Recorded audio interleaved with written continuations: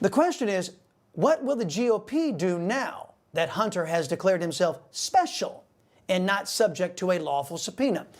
Now, the GOP could tell the House or Senate Sergeant-at-Arms to detain or imprison Hunter in contempt until he honors the lawful congressional subpoena. Congress can vote on criminal contempt, then make a referral to the executive branch headed by Daddy Joe Biden to try to get Hunter criminally prosecuted. A month or more in jail sentence is a possibility if a witness won't comply under the law. But Joe Biden's corrupt DOJ isn't likely to do that, so that lastly, Congress can ask the judicial branch to enforce a congressional subpoena. In other words, Congress can seek a federal court's civil judgment saying that Hunter is legally obligated to comply with a subpoena. The Democrats moved quickly and in unison when they were in charge. What will the GOP do? Nobody knows. Meanwhile, 16-year-old Elizabeth Medina, she's dead. The Texas cheerleader was killed by one of the Democrats' illegal aliens. Since Joe Biden took office, the GOP has done nothing to stop the flow of 9 million illegal aliens into the United States, a move that is supported by no majority in the United States. Oh, by the way, it's illegal. But now we're told the GOP is going to get serious about protecting America only after millions of illegal aliens have already broken into our country. But I have asked several GOP lawmakers on this show if they will make Ukraine aid results-based, meaning if Joe Biden finishes the border wall and if the Remain in Mexico policy is fully re-implemented, then and only then would the money to Ukraine be released. To my knowledge, that demand hasn't even been proposed, much less made real by the GOP majority in the House, the legislative body where all spending is supposed to originate.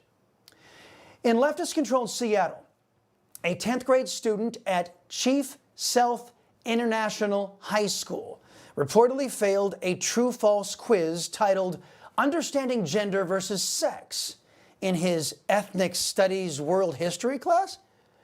When asked true or false, only women can get pregnant. Using science and reason, the student answered true. He was marked wrong by GovEd.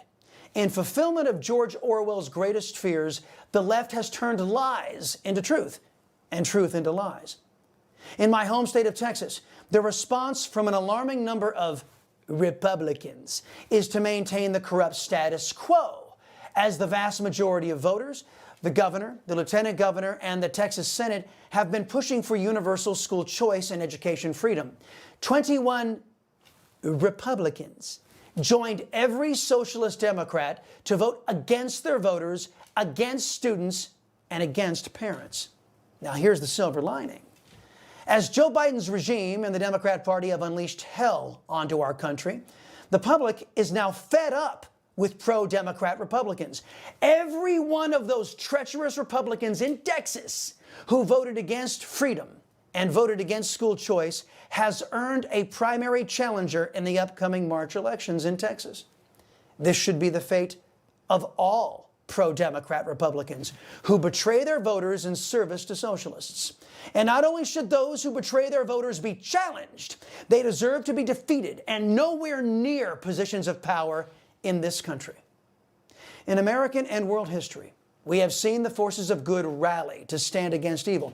We saw it in World War I, we saw it in World War II, and those same dark forces are rising again, this time within our own country. Americans are not only ready to oppose those forces with words and rhetoric, but we're ready to stop their advance and defeat their barbarous assault on the human spirit.